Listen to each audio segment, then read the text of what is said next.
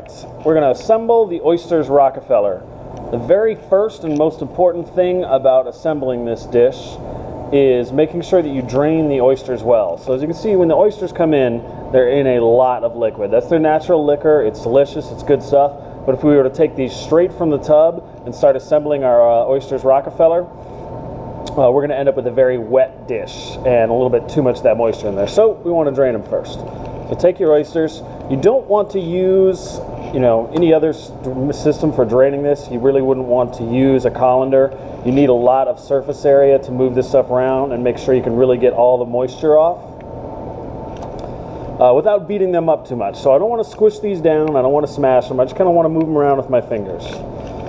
Move them around. And you'd be really surprised the amount of extra liquid that comes off even this small amount of oysters.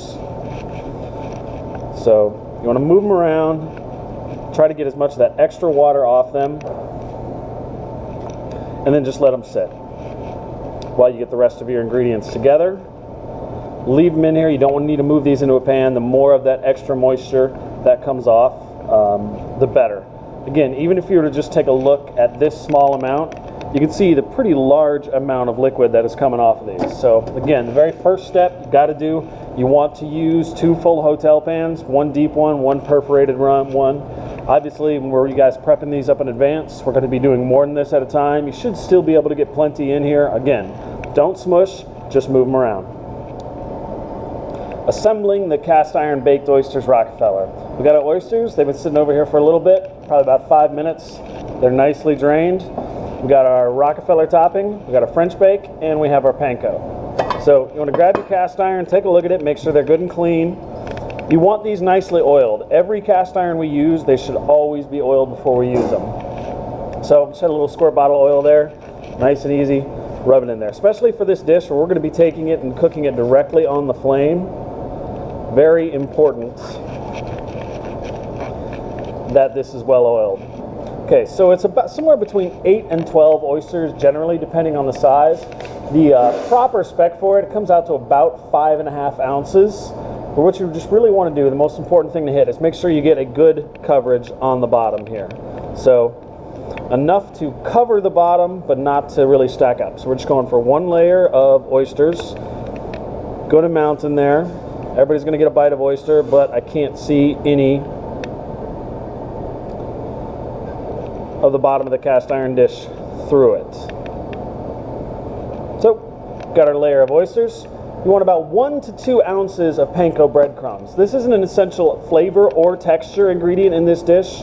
Again, as you're going through with the oysters, keep your eye out for any little pieces of shell that may still be on there. And if you find it, just pull them off.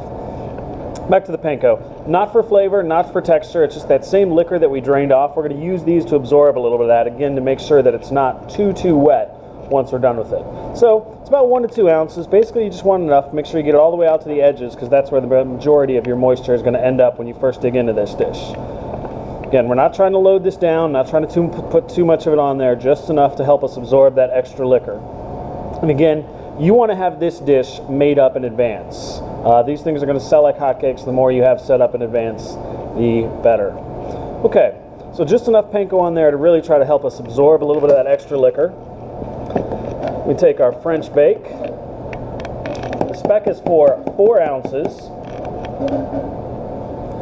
So we take our 2-ounce ladle.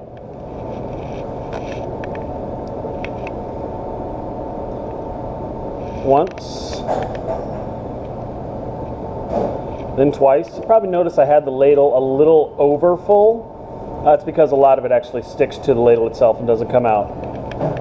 We don't need to squish this French bake out to the edges anymore right now, because when we go to add the Rockefeller topping on top of it, we're going to use that to actually spread out the French bake till we get a nice even coverage. Measured out 6 volume ounces of the topping here. Again, you want to make sure it's not you don't want this smushed down, you don't want this compact, you want it nice and loose. So you can kind of just take your topping, drop it right in the middle here.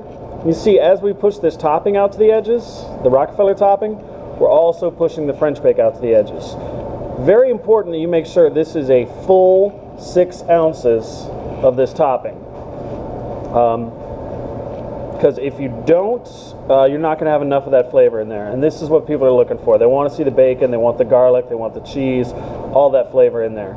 You see, as we put the spinach topping on there, we got the panko to move all the way around. As this heats up and we go to prep itself, it's going to spread out even more.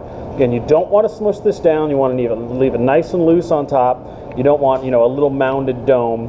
You want to be able to see the texture of all the individual ingredients in there.